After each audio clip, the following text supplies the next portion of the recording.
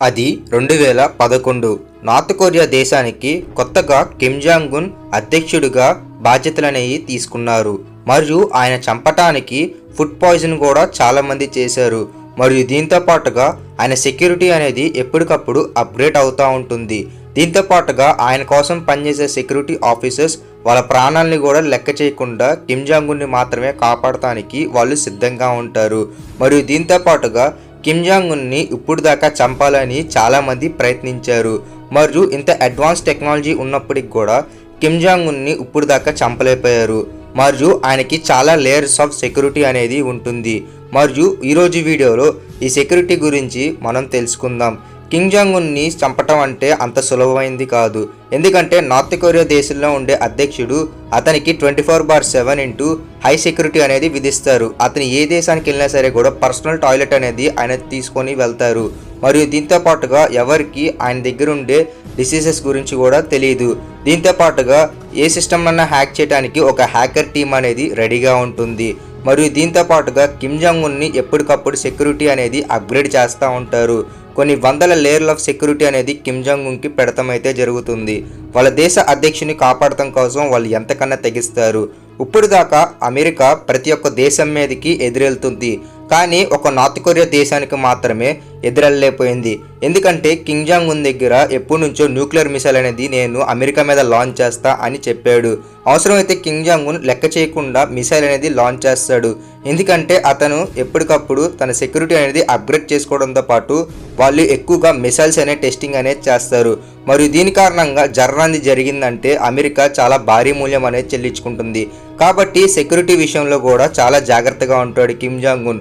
మరియు దీంతో పాటుగా హ్యాకర్ టీమ్ 24/7 అక్కడ ఉండే మొబైల్ ఫోన్స్ అన్ని మానిటర్ చేస్తూ ఉంటారు. నార్త్ కొరియా దేశం గురించి ఏ ఇన్ఫర్మేషన్ అన్నా సరే కూడా బయటికి రావాలంటే అది చాలా కష్టం. ఎందుకంటే కిమ్ జాంగ్ ఉన్ సెక్యూరిటీ అనేది నార్త్ కొరియా మొత్తం ఉంటుంది.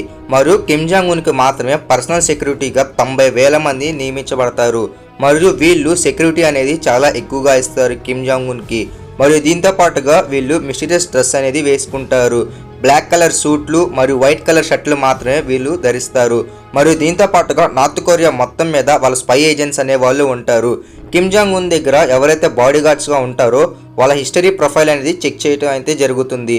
మరియు దీని కారణంగా వాళ్ళ గురించి చిన్న అనుమానం వచ్చినా సరే వాళ్ళ కుటుంబం మీద నిఘా పెడతారు. మరియు దీంతో పాటుగా వాళ్ళు ఏమన్నా తప్పు చేస్తే చాలు వాళ్ళ కుటుంబ సభ్యుల్ని అందరినీ తీసుకెళ్లి లేబర్ క్యాంప్లో వేస్తారు. మరియు ఇది 3 తరాల దాకా లేబర్ క్యాంప్లో అనుభవించాల్సి ఉంటుంది. అంటే తాత, కొడుకు, మనవడు. మరియు మార్షల్ ఆర్ట్స్లో కూడా ఆరితేరిన బాడీ గార్డ్స్ అనేది కిమ్ జాంగ్ ఉన్ చుట్టుపక్కల ఉంటారు. ఎలా అయితే రష్యా దేశం అధ్యక్షుడైన పుతిన్కి ఎంత టైట్ సెక్యూరిటీ ఉంటుందో నార్త్ కొరియా అధ్యక్షుడికి కూడా అంతే టైట్ సెక్యూరిటీ అనేది ఉంటుంది. మరియు దీంతో పాటుగా నార్త్ కొరియా అధ్యక్షుడి కోసం బ్రెయిన్ వాష్ కూడా చేస్తారు. అంటే వాళ్ళ దేశ లీడర్ కోసం బాడీ గార్డ్స్ అవసరమైతే వాళ్ళ ప్రాణాలని కూడా లెక్క చేయకుండా ముందు పెడతారు. మరియు దీనికోసమే వాళ్ళ బాడీ గార్డ్స్ని చాలా ట్రైన్ చేస్తారు. మరియు వాళ్ళకి ఎంతో హార్డ్ వర్క్ అండ్ ట్రైనింగ్ అనేది వాళ్ళకి ఇవ్వటం అయితే జరుగుతుంది. వాళ్ళు 2018 అప్పుడు నార్త్ కొరియా దేశం అధ్యక్షుడు సౌత్ కొరియాకి వెళ్ళినప్పుడు నార్త్ కొరియా దేశ బాడీ గార్డ్స్ మొత్తం కలిసి వాళ్ళ కారు చుట్టూరా నించున్నారు. మరియు కిమ్ జాంగ్ ఉన్ దగ్గరికి ఎవరన్నా రావాలన్నా సరే కూడా ఈ లేయర్ సెక్యూరిటీ అనేది దాటాల్సిందే. మరియు కిమ్ జాంగ్ ఉన్ తినే ఫుడ్ అనేది ఎప్పటికప్పుడు సెక్యూరిటీగా ఉంటుంది. మరియు దాన్ని టెస్ట్ చేయడానికి ఫుడ్ టెస్టర్లు ఉంటారు. ఎవరైనా సరే కూడా కిమ్ జాంగ్ ఉన్ని చంపడానికి పాయిజన్ అనేది ఆయన తినే ఫుడ్లో కలుపుతారు. మరియు దీని కారణంగానే ఫుడ్ అనేది తయారైన దాని తర్వాత కొంతమంది సైంటిస్టులు దాన్ని తింటారు మరియు టెస్టులు కూడా చేస్తారు. మరియు ఎప్పుడైతే ఆ ఫుడ్లో ఎలాంటి విషయం కలపలేదో అప్పుడు కిమ్ జాంగ్ ఉన్కి పెడతారు. మరియు కిమ్ జాంగ్ ఉన్ వేరే దేశానికి వెళ్ళినప్పుడు కూడా అతను ఏ ఫుడ్ పెడితే ఆ ఫుడ్ తిండు. మరియు ఆ దేశ ఫుడ్ అయితే అస్సలు తిండు. కిమ్ జాంగ్ ఉన్కి సంబంధించిన ఫుడ్ అనేది వాళ్ళ దేశంలోనే తయారు చేసి చెఫ్ తీసుకొస్తారు. నెక్స్ట్ కిమ్ జాంగ్ ఉన్ దగ్గర ఉండే portable toilet. Kim Jong Un ఏ దేశానికి వెళ్ళినా సరే కూడా అతను ఒక పోర్టబుల్ టాయిలెట్ అనేది తీసుకెళ్తాడు. ఎందుకంటే అతని యూరిన్ అనేది ఒకవేళ వేరే దేశం వాళ్ళు కలెక్ట్ చేసి అతనికి ఎలాంటి జబ్బులు ఏమన్నా ఉన్నాయని చెప్పేసి తెలుసుకునే ఛాన్సెస్ అనేవి ఎక్కువగా ఉంటాయి. కాబట్టి కిమ్ జాంగ్ ఉన్ గురించి ఏ ఒక్క సింగిల్ ఇన్ఫర్మేషన్ కూడా ఏ దేశానికి తెలియకుండా ఉండటానికి సెక్యూరిటీ అనేది చాలా టైట్గా ఉంచుతారు. మరియు దీంతో పాటుగా కిమ్ జాంగ్ ఉన్ ఒక సెక్యూరిటీ అనేది చూసుకోవటానికి ఒక ఆమె ఉంటుంది. ఆమె పేరు కిమ్ యో జాంగ్. ఈయన కిమ్ జాంగ్ ఉన్ చెల్లి. మరియు ఈమె మాత్రమే నార్త్ కొరియా దేశంలో జరిగే అన్ని విషయాల్లో ఈమె చూసుకుంటుంది.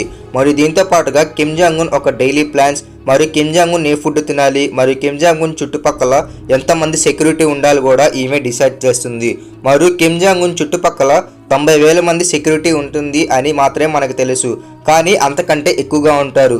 కిమ్ జాంగ్ ఉన్ ఎప్పుడు పడితే అప్పుడు ఫ్లైట్లో కానీ హెలికాప్టర్లో కానీ ట్రావెల్ చేయడు, ఎందుకంటే అవి ఎప్పుడన్నా సరే కూడా కూలిపోయే ఛాన్సెస్ ఉన్నాయి, లేకపోతే మిసైల్ స్ట్రైక్స్ అనేవి చేస్తారు. దీని కారణంగానే ఆయన బుల్లెట్ ప్రూఫ్ ట్రైన్లో మాత్రమే ప్రయాణించడం అయితే జరుగుతుంది. నార్త్ కొరియా అధ్యక్షుడు 2019లో వియత్నాంలో ఒక సబ్మిట్కి అటెండ్ అవ్వాల్సి ఉంటుంది మరియు అక్కడికి అమెరికా దేశ ప్రెసిడెంట్ కూడా వస్తారు. అయితే 60 గంటల సేపాటుగా కిమ్ జాంగ్ ఉన్ ట్రైన్లో ప్రయాణించడం అయితే జరిగింది ఆ సబ్మిట్కి అటెండ్ అవడానికి. మరియు ఫ్లైట్ ద్వారంగా వెళ్ళినట్లయితే ఎవరైనా సరే మిసైల్ లాంచ్లు చేస్తారని చెప్పేసి కావాలనే ఈయన ఈ ట్రైన్లో ప్రయాణించడం అయితే జరిగింది. మరియు ఈ ట్రైన్ అనేది చాలా కాస్ట్లీ ట్రైన్. ఈ ట్రైన్ యొక్క స్పీడ్ అనేది కేవలం గంటకి 50 కిలోమీటర్లు మాత్రమే. మరియు దీంతో పాటుగా ఎవరన్నా ఆకాశం నుంచి మిసైల్ లాంచ్ చేసినా సరే కూడా ఈ ట్రైన్కి ఏమీ కాదు. మరియు లోపలే యాంటీ లాంచింగ్ సిస్టమ్స్ అనేవి ఉంటాయి. మరియు దీని కారణంగా ఎమ్మటనే శత్రుల మీదకి మిసైల్స్ అనేవి లాంచ్ చేస్తాయి. అంటే ఆకాశంలో ఎవరన్నా సరే కూడా మిసైల్ లాంచ్ చేస్తే ఆకాశంలోనే దాన్ని డిఫ్యూజ్ చేయడం అయితే జరుగుతుంది. మరియు కిమ్ జాంగ్ ఉన్ వెళ్ళే ట్రైన్ అనేది మొత్తం విలాసవంతంగా ఉంటుంది, మొత్తం లగ్జరీగా ఉంటుంది. ఈ ట్రైన్లోనే కిమ్ జాంగ్ ఉన్ తిరగాల్సిన కారు కూడా తీసుకొస్తారు. మరియు కిమ్ జాంగ్ ఉన్ ఏమైనా మీటింగ్స్ కానీ కాన్ఫరెన్స్ కానీ పెట్టాలంటే లోపల నుంచే ఆయన కండక్ట్ చేస్తారు. మరియు కిమ్ జాంగ్ ఉన్ ఒక తాత కూడా ఇదే ట్రైన్లో ప్రయాణించడం అయితే జరుగుతుంది. మరియు ఇలాగా అప్పటి నుంచి ఇప్పుడు దాకా వీళ్ళు ట్రైన్లోనే ప్రయాణిస్తారు సెక్యూరిటీ రీజన్స్ వల్ల. మరియు అక్కడ 24/7 హై సెక్యూరిటీ అనేది వాళ్ళు తీసుకుంటారు. రైల్వే స్టేషన్ మొత్తం కిమ్ జాంగ్ ఉన్ ఒక సెక్యూరిటీ టీం చేతిలోనే ఉంటుంది. మరియు లోపల హై సెక్యూరిటీ అనేది వాళ్ళు ప్రోటోకాల్స్ ఫాలో అవ్వాల్సి ఉంటుంది. మరియు దీంతో పాటుగా కిమ్ జాంగ్ ఉన్ ఏ రూట్లో వస్తాడని చెప్పేసి కూడా ఎవరికీ తెలియదు, కాబట్టి ఇది కూడా వాళ్ళు చాలా సీక్రెట్గా ఉంచడం అయితే జరుగుతుంది. దీని కారణంగా ఎవరన్నా సరే కిమ్ జాంగ్ ఉన్ని వెళ్ళేదారిలో చంపుదాం అన్నా సరే కూడా వాళ్ళకి కుదరదు. మరియు దీంతో పాటుగా ఎప్పటికప్పుడు గూఢచార సంస్థ అనేది అప్డేట్ అవుతూ ఉంటుంది. దీని కారణంగా ఎవరన్నా సరే కూడా నార్త్ కొరియా అధ్యక్షుడైన కిమ్ జాంగ్ ఉన్ని చంపుదాం అంటే అది చాలా కష్టంగా ఉంటుంది. మరియు కిమ్ జాంగ్ ఉన్ ఒక సెక్యూరిటీ అనేది ఇన్నర్ లేయర్ అవుటర్ లేయర్గా విభజించబడుతుంది. మరియు ఇన్నర్ లేయర్ అంటే ఈ బాడీ గార్డ్స్ ఎప్పుడు కిమ్ జాంగ్ ఉన్ చుట్టుపక్కలే ఒక రక్షణ వలయం లాగా వీళ్ళు ఉంటారు. మరియు వీళ్ళు ఒక ప్రొటెక్షన్ బ్యారియర్ వాల్ లాగా వీళ్ళు 24/7 కిమ్ జాంగ్ ఉన్ చుట్టుపక్కలే ఉంటారు. మరియు కిమ్ జాంగ్ ఉన్ కార్ చుట్టుపక్కల మొత్తం 17 మంది బాడీ గార్డ్స్ ఎప్పటికప్పుడు పరిగెడతానే ఉంటారు. మరియు దీంతో పాటుగా కిమ్ జాంగ్ ఉన్ వేరే దేశానికి వెళ్ళినా లేకపోతే నార్త్ కొరియా దేశంలో ఏమన్నా ఫ్యాక్టరీలో ఆయన విజిట్ చేయాలనుకున్నప్పుడు కూడా లాంగ్ రేంజ్ నుంచి స్నైపర్స్ అవుటర్ లేయర్ సెక్యూరిటీ అనేది ప్రొవైడ్ చేస్తూ ఉంటారు. కిమ్ జాంగ్ ఉన్కి ఒక అన్నయ్య కూడా ఉన్నాడు. మరియు వీళ్ళన్నయ్య ఎక్కడ ప్రెసిడెంట్ అవుతాడు అని చెప్పేసి మలేషియాలోని కోలాలంపూర్ ఎయిర్పోర్ట్లోనే ఇతన్ని కావాలని చంపేస్తారు. మరియు దీని గురించి మీకు వీడియో కావాలంటే కింద కిమ్ అని మీరు కమెంట్ సెక్షన్లో కమెంట్ చేయండి. మరియు నేను పార్ట్ 2 చేయడానికి ప్రయత్నిస్తాను. మరియు కిమ్ జాంగ్ ఉన్ ఒక సెక్యూరిటీ అనేది టైట్గా ఉంటుంది. మరియు ఎప్పుడైనా సరే ఏ దేశంలో ఉన్నా సరే కూడా అతన్ని ఎవరైనా చంపాలనుకుంటే చాలు ఎమ్మటనే అతని సెక్యూరిటీ టీం అనేది కనిపెడుతుంది. మరియు ఇంటెలిజెన్స్ వాళ్ళు చాలా చాకచక్యంగా వాళ్ళే ఎవరైతే చంపాలనుకుంటారో వాళ్ళని సైలెంట్గా చంపేస్తారు.